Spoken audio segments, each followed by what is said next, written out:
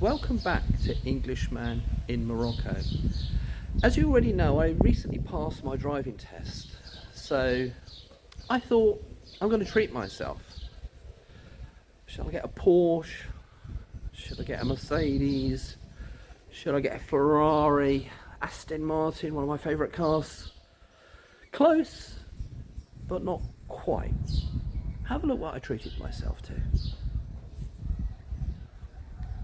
It's a Suzuki 800 Maruti. It's a very common car in India and Pakistan. Not so well known outside those areas. You do find them sort of scattered around a few African countries. But generally speaking, I've not really ever seen them in England. At least not badged under a 800 Maruti. I'm not going to go into much of the details about the history of a Maruti. But one of the things that's quite commonly known, especially in Asia, is that this particular car saved the car industry in India. I mean, those of you who remember the ambassadors, they used to be everywhere in India. And of course, the Indians then were struggling for parking space. They were going around on their little scooters, but you couldn't really take your family out very well on a little scooter. So what happened was, there was a joint adventure between India and Japan, where the components were sent over to the running gear. A lot of the running gear was sent over to India, where the Indian people, the Asian people, built the bodies and fitted it with the Japanese components, and it was a complete overnight success. And there are hundreds, if not thousands, of these little cars still roaming the streets of India. They are very famous because they're very simple to maintain. But one of the problems here in Morocco is they're difficult to find parts for. There are quite a few of them around, but parts-wise, they're not so easy to come across. I have struggled with even basic things like the points and condensers. A lot of the stuff I've managed successfully to order in UK. There's my 90s sticker in the back, because as you know, as I mentioned in my previous videos, you are not allowed to exceed 90 kilometers in the first 2 years if you're passing your Moroccan driving test. So, lovely little car. Now, one of the other negative things I would say about Morocco are that cars are very expensive. Even second-hand cars like this. Now, if you're wondering why the wheels are so dirty, it does have quite a hard life, I have to say. But yeah, second-hand cars here are not particularly cheap. So, you know, it's just one of those things, unfortunately. Cars tend to be kept for many years here and repaired. As perhaps in Europe, and I know especially in UK, you have a car for a few years, you part-ex it for a new car, or you get another decent second-hand car. People don't seem to keep cars, including me, for a very long period of time, especially in the UK. But here in Morocco, people buy their cars and they keep them. And sometimes they've been passed down from generation to generation. Really quite enlightening. People here aren't particularly bothered. Really very much about class, particularly in towns. Maybe in city areas it might be a little bit different. But generally you'll find very rich people driving very modest cars. So you find here in Morocco you can get a lot of work done at very reasonable priced. Things like bodywork, things like resprays and that sort of thing. Mechanics are very good here as well.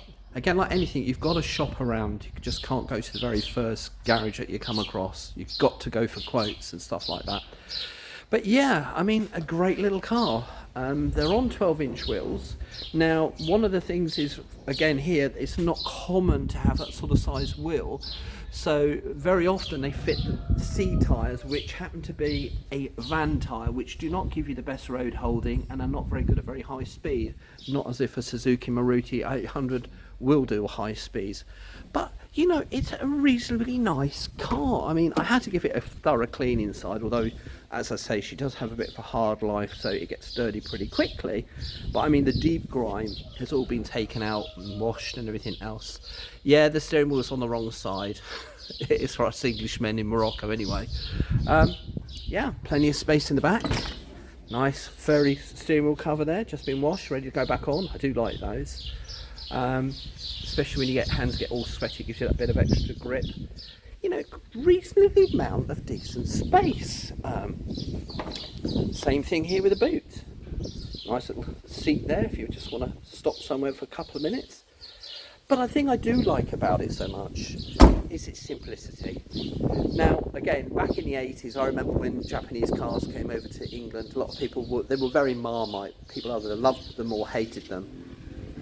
And yeah, there was a massive problem with rust, and that's the same with any cars really, but Japanese cars seem to suffer very much so in the early 80s, but the engines went on forever. Let's have a look at this powerhouse of an engine. Here's this teeny little 3-cylinder engine.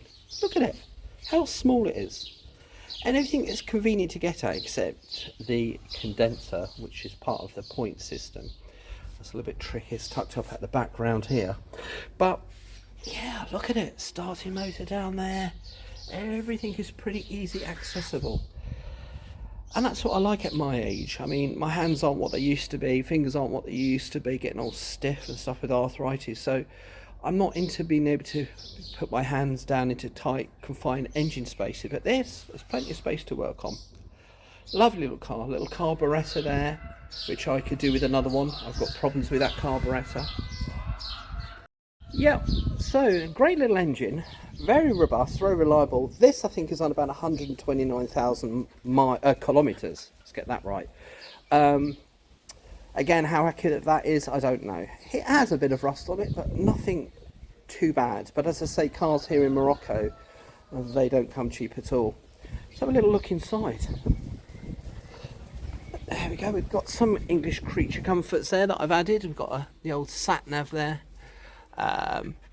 Yeah, 100, if it focuses, yeah, about 120, nearly 130,000 kilometers. Yeah, very basic, keep fit windows. There are a few bits and pieces that I need to do to it. The rear wiper's not working, got a bit of a hesitation, as I say, on acceleration, so it might need a new carburettor.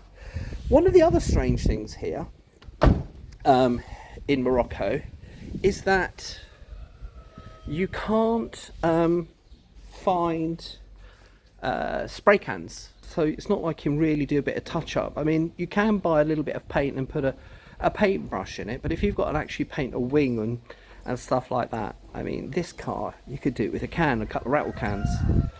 But unfortunately here, I've not been able to come across any of those, so really you have to go to a body shop, and then you're obviously talking expense, and you would be without your vehicle, subject to how busy they are and when they can get it done for you. So that again is a little bit of a disadvantage. You can't find those, but as I say, body shops here are very, very accessible, and they're very, very reasonable. So yes, that is the Suzuki Maruti 800. So stay with us, because we're going to do a few videos in and around this area driving it, which is quite hilarious, I have to say. Nice little pokey little car, quite a lot of reasonable acceleration from such a small engine. And we're going to be doing a bit of basic maintenance and servicing and that sort of thing, so stay tuned. Thank you very much for watching Englishman in Morocco. Please click that like and subscribe. Next week we're going to be having a look at some chickens that I rescued. Until then, I bid you farewell. Take care. As they say in Morocco, Bisalama.